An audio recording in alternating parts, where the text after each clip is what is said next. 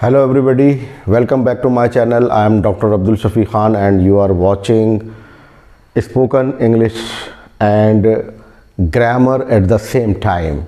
And today I will make you learn how to fill the questions with appropriate or suitable words. आज मैं आपके सामने लाया हूँ वो वर्ड्स जो हमारे एग्ज़ामिनेशन में, डियर स्टूडेंट्स, यू नो कि हमारे एग्ज़ामिनेशन जो है बोर्ड और लोकल एग्ज़ामिनेशन बहुत ही कम समय में होने वाले हैं और उसके लिए बेहतर ये होगा कि हम ऐसी तैयारी करें कि हमें क्वेश्चन पेपर बहुत ही आसानी से बन जाए। उसके लिए मैं आने वाले कुछ वीडियोस में आपको कुछ टिप्स भी देने वाला हूं और कुछ ऐसे क्वेश्चंस जो हमसे बनने वाले हैं और मैं आपको ये भी बताऊंगा कि उन क्वेश्चंस को आप सॉल्व कैसे करेंगे, आंसर शीट आपकी कैसी होना चाहिए, क्योंकि ये दोनों बातें अलग अलग हैं। कई मर्तबा हम अपने प्रिपरेशन को बहुत ही कर लेते हैं लेकिन जो हमारा प्रेजेंटेशन होता है एग्ज़ामिनेशन हॉल में वो पुअर होता है और उसका नतीजा ये निकलता है कि हमें कम मार्क्स मिलते हैं। तो बिल्कुल जुड़े रहिएगा, बने रहिएगा मेरे वीडियो से।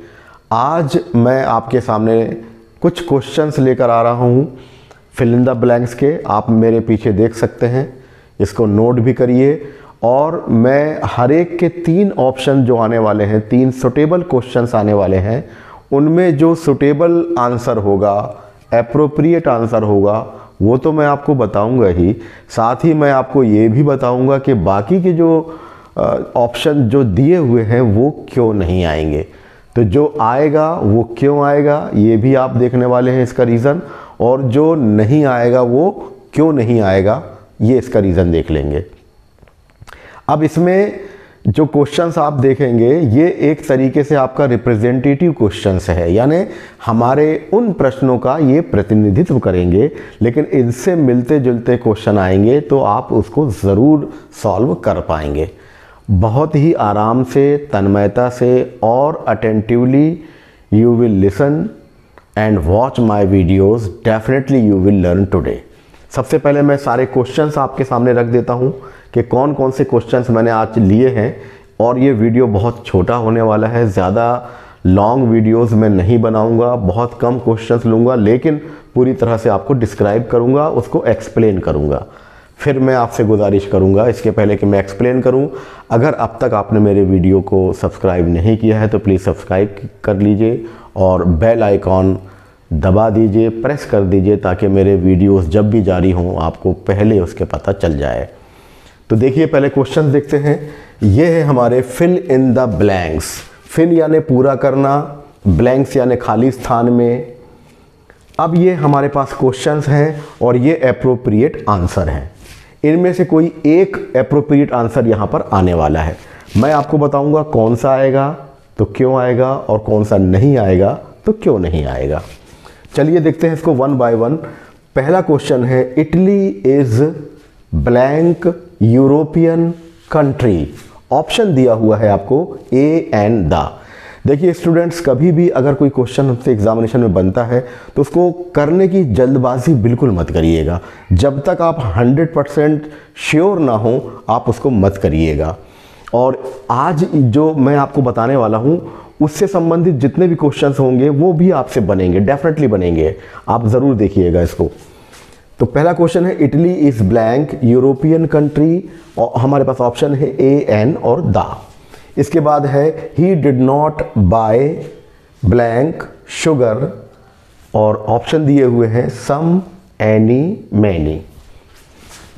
फिर हमारे पास नंबर 3 क्वेश्चन है, ब्लैंक से स्टार्ट हो रहा है, book you want is out of print.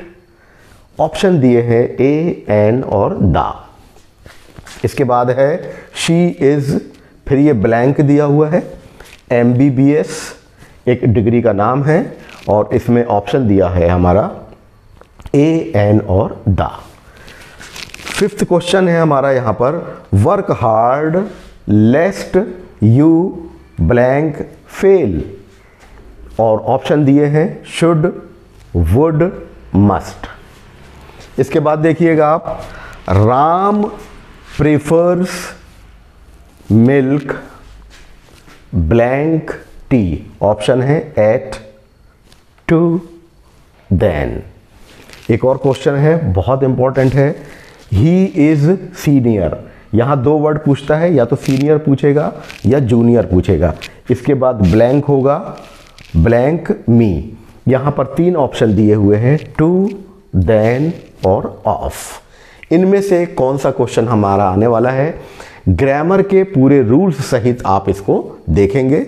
मेरे कहे हुए शब्द नियमों पे आधारित होंगे। आप चाहें तो उनको लिख लें और उससे संबंधित अगर कोई क्वेश्चन आए तो उसको करेंगे। पहला क्वेश्चन है, इटली इज यूरोपियन।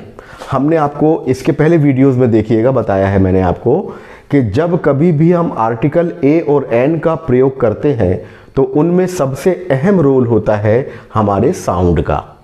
जैसे ही हम अपना साउंड निकालते हैं, साउंड निकालते समय अगर हमारे होंठ टकरा रहे हो या अंदर हमारी जीभ टकरा रही हो तो हमें ए लगाना है, और कुछ नहीं टकरा रहा है तो एन लगाना है। याद रखिएगा स्टूडेंट्स, साउंड पे डिपेंड करता है, यानी उच्चारण पे डिपेंड करता है, यानी प्रोनाउंसिएशन पे डिपेंड करता है।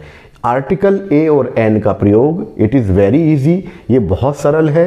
केवल आप साउंड पे विशेष ध्यान दीजिएगा और साउंड आपको पता होना चाहिए। जैसे ये क्या लिखा है, अगर ये लिखा क्या है ये आपको नहीं पता, यानी इसका साउंड क्या है ये आपको नहीं पता, तो आप फिल इन द ब्लैंक्स नहीं कर पाएंगे। तो आपको आवश्यक है कि इस वर्ड को आपसे पढ़ना आना चाहिए। जब पढ़ना आना आएगा तो फिर साउंड भी आएगा।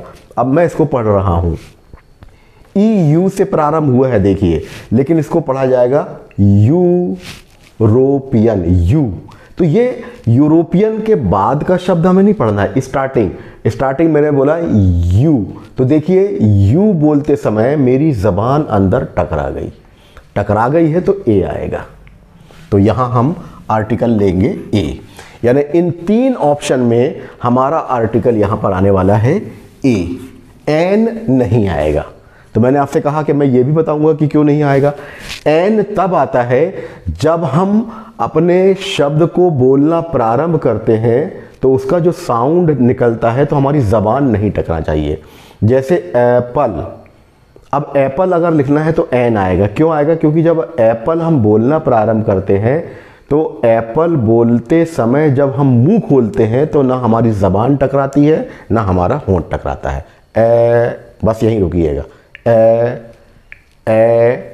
हमारे होंठ टकराए नहीं, जबान टकराई नहीं। पल पूरा बोलेंगे बात अलग है, आप स्टार्टिंग को ही काउंट करिएगा। ये स्टूडेंट कई बार इसमें डाउट्स में रहते हैं, भ्रम में रहते हैं कि सर कह क्या रहे हैं।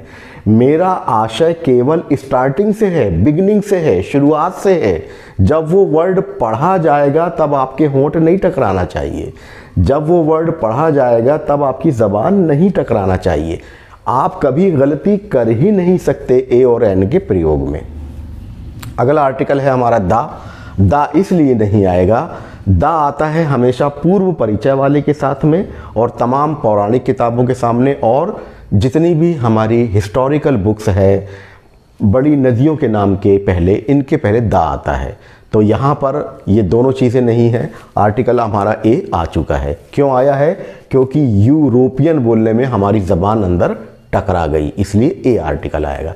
तो गाइज जब कभी भी ये वर्ड को हमेशा ध्यान रखिए, अगर यूरोपियन मैन आया है, यूरोपियन कंट्री आया है, यूरोपियन वुमेन आया है, यूरोपियन प्लेयर आया है, लेकिन उसका प्रारंभ अगर यू से है तो आप हमेशा ए लगाइएगा, नोट कर लीजिए।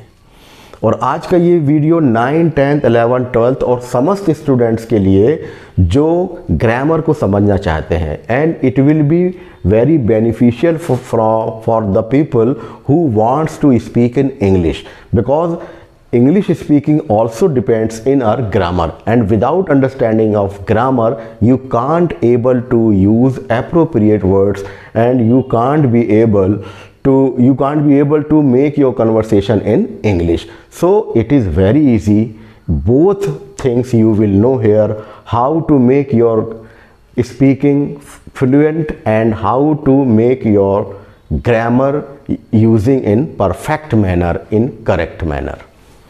सेकंड हमारा है he did not buy blank sugar. इसका जो उच्चारण होगा शुगर, याद रखिएगा, शीटी वाला शा। अब यहाँ हमारे ऑप्शन आ रहे हैं सम, एनी, मैनी। तो सबसे पहले मैं आपको बताऊंगा यहाँ पर ये सेंटेंस हमारा डिड नॉट लगाने के कारण ये नेगेटिव हो गया है। तो जो नेगेटिव सेंटेंस होते हैं उसमें हमेशा एनी का यूज़ किया जाता है। अब तो ये एनी आ गया, सम क्यों नहीं आया? क्योंकि ये सेंटेंस हमारा नेगेटिव में है। अगर पॉजिटिव सेंटेंस आता है तो सम आता है। मैनी का यूज हमेशा काउंटेबल के साथ करते हैं, जिनकी हम गिनती कर सकते हैं, जिनको हम गिन सकते हैं, उनके साथ मैनी का प्रयोग होता है। तो शुगर के साथ या तो हमेशा सम का यूज़ होगा या एनी का यूज़ होगा। पॉजिटिव सेंटेंस है तो सम का यूज़ होगा। नेगेटिव और इंटरोगेटिव यानी नकारात्मक और प्रश्नवाचक, याद करिएगा, नोट करिएगा कि नकारात्मक और प्रश्नवाचक यानी नेगेटिव और इंटरोगेटिव सेंटेंसेस के साथ हमेशा एनी का यूज़ होता है। तो अब जब कभी भी आप एनी का यूज़ देखेंगे तो आप सेंटेंस को पहचान लीजिए, क्या वो नेगेटिव है या क्या वो इंटरोगेटिव है। अगर ये दोनों हैं तो एनी आएगा, और अगर पॉजिटिव है तो सम आएगा या मच भी आ सकता है। लेकिन ये काउंटेबल और अनकाउंटेबल यानी गणनीय, जिसकी गणना की जा सके और जिसकी गणना नहीं की जा सके। जैसे वाटर हुआ, ऑयल, इनकी गणना हम नहीं कर सकते। मिल्क हुआ, इसकी गणना नहीं कर सकते। तो यहाँ मच का यूज़ होता है, सम का यूज़ होता है। लेकिन जिनकी गणना की जाएगी वहाँ मैनी और एनी का यूज़ होगा। लेकिन परिस्थितियाँ क्या होगी? I have described you earlier, मैंने आपको पहले ही बता दिया है। इसके बाद ब्लैंक देखिएगा, ब्लैंक से सेंटेंस स्टार्ट हो रहा है, book you want is out of print. अब मैंने आपको बताया कि दा का इस्तेमाल हमेशा पौराणिक वस्तुओं में या पौराणिक किताबों में होता है। अब ये बुक यहाँ पर पौराणिक तो है नहीं है, पूरा सेंटेंस आप देखिएगा पौराणिक तो है नहीं है। तो यहाँ पर क्या आर्टिकल आएगा? यहाँ आएगा आर्टिकल दा। क्यों आएगा स्टूडेंट? देखिए, हमने बोला है blank book you want is out of print. You want यानी यह जो है ये विशेष किताब की ओर इशारा कर रहा है। जब वह किताब विशेष हो गई तो उसके पहले दा लगेगा। अगर वो विशेष नहीं होती, कोई भी एक किताब होती, कोई भी एक बुक होती, तो आप बुक होता। लेकिन यहाँ हम किसी ख़ास किताब की बात कर रहे हैं, यानी जो किताब आप जो चाहते हैं वो अभी प्रिंट नहीं हुई, यानी आप जो किताब चाहते हैं वो विशेष किताब हो गई। तो जब हम किसी विशेष मैन के सामने या किसी बुक के सामने या किसी वस्तु के सामने उसको हम स्पेसिफिक बनाएंगे, विशेष बनाएंगे, तब दा का यूज़ होता है। इसलिए आ का यूज़ नहीं होगा, एन का तो होगा नहीं, क्योंकि स्टार्टिंग में बुक बोलने में हमारी ज़बान टकरा रही है तो ये रिजेक्ट हो जा रहा है। लेकिन दा आएगा क्योंकि यहाँ स्पेसिफिक बुक की बात हो रही है। तो स्टूडेंट्स लर्न करिएगा इसको जो मैंने आपको बताया। नेक्स्ट क्वेश्चन देखते हैं। She is MBBS। अब यहाँ पर लिखा है, देखिए आप, MBBS। अब एम को पढ़िए आप, ए स्टार्टिंग हुआ। MBBS जब हम बोलना प्रारंभ करते हैं तो हम बोलते हैं ए से। ए तो ना हमारे होंठ टकराए ना हमारी ज़बान टकराई, तो आप यहाँ पे क्या लगाएंगे? एन लगाएंगे। टकराने पर ए लगाते हैं लेकिन नहीं टकराने पर एन लगाते हैं। तो ये एन इसलिए आ गया। ए तो आएगा नहीं क्योंकि ज़बान टकरा गई है, तो ए रिजेक्ट हो गया। दा का यूज़ होता नहीं क्योंकि ये कोई स्पेसिफिक चीज़ नहीं है, एक आम डिग्री है MBBS की। इसके बाद आइए 5वें नंबर का क्वेश्चन है, वर्क हार्ड लेस्ट यू फेल। कठिन परिश्रम करिए अन्यथा आप असफल हो जाएंगे, फेल हो जाएंगे। अन्यथा नहीं तो एक और अर्थ होता है। तो याद रखिएगा स्टूडेंट, हमेशा याद रखिएगा, नोट कर लें आप इसको, जहाँ कहीं लेस्ट का यूज़ होता है वहाँ शुड का यूज़ ज़रूर होता है। ये कॉम्बिनेशन है। तो ये दोनों चीज़ें हो सकती हैं, या तो आपको वर्ड शुड दे दिया गया है, लेस्ट को ब्लैंक किया गया है, तो लेस्ट को आप फिलअप करिएगा, और अगर लेस्ट दिया हुआ है तो शुड को आपको लगाना है। कठिन परिश्रम करिए अन्यथा कहीं ऐसा ना हो कि आप फेल हो जाएं या अन्यथा आप फेल हो जाएंगे। तो ये जो है हमेशा जहाँ लेस्ट होता है वहाँ शुड का यूज़ किया जाता है, तो यहाँ हम यूज़ करेंगे शुड का।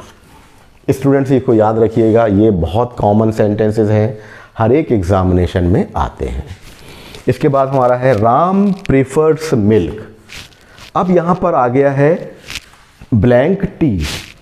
ऑप्शन है हमारे एट, टू और देन। अब ये जो प्रीफर्स है, इसको देखकर ये गुमान होता है कि क्या ये कंपैरेटिव सेंटेंस वर्ड है, कंपैरेटिव डिग्री का वर्ड है। तो ये कंपैरेटिव डिग्री का वर्ड नहीं है।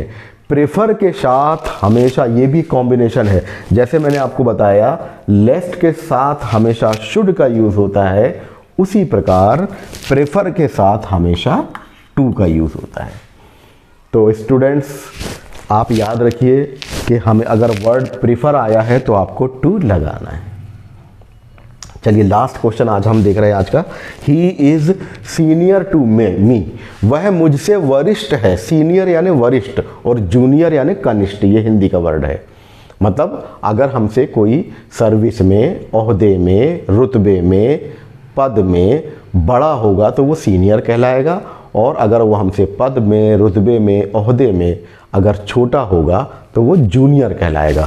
इन दोनों स्थितियों में चाहे सीनियर लिखा हो वर्ड या जूनियर वर्ड लिखा हो, हमेशा आपको टू का यूज़ करना है। अब ये कन्फ्यूज़न क्या होता है, हमेशा याद रखिएगा, जब कभी कोई कंपैरेटिव वर्ड होता है, डिग्री होती है ना 3 डिग्री, पॉजिटिव, कंपैरेटिव और सुपरलेटिव। सुपरलेटिव डिग्री के पहले दा लगाते हैं, ये भी एक बार नोट कर लीजिएगा, फिल इन द ब्लैंक्स में आता है। Tallest, best, most beautiful, most difficult, जितने भी सुपरलेटिव डिग्री के वर्ड्स होंगे उनके पहले द आर्टिकल आएगा। और कंपैरेटिव के बाद देन आता है, taller than, smaller than, clever than. इसी तरह से वर्ड जो आते हैं हमारे, जितने भी वर्ड होंगे वो टॉलर, फास्टर देन, तो कंपैरेटिव डिग्री के बाद देन लगाया जाता है। उससे ये गुमान होता है कि ये कंपैरेटिव डिग्री है, तो ये कंपैरेटिव डिग्री नहीं है, क्योंकि इसमें OR आ रहा है। साउंड होता है कंपैरेटिव की तरह, लेकिन वर्ड कंपैरेटिव डिग्री का नहीं है। इसलिए जूनियर वर्ड आए चाहे सीनियर वर्ड आए, इसके बाद हमेशा आर्टिकल टू आता है। तो स्टूडेंट्स ये बहुत कम, आज मैंने इतने सेंटेंस दिए हैं आपको। वीडियो मेरे आप लगातार देखते रहिए, इसी तरह से मैं आपको फिल इन द ब्लैंक्स की सीरीज़ आपको कंटिन्यू देता रहूँगा। बने रहिएगा मेरे वीडियोस में, और फिर आपसे एक बार रिक्वेस्ट है कि ज़रूर सब्सक्राइब करिएगा। तो thank you for watching me.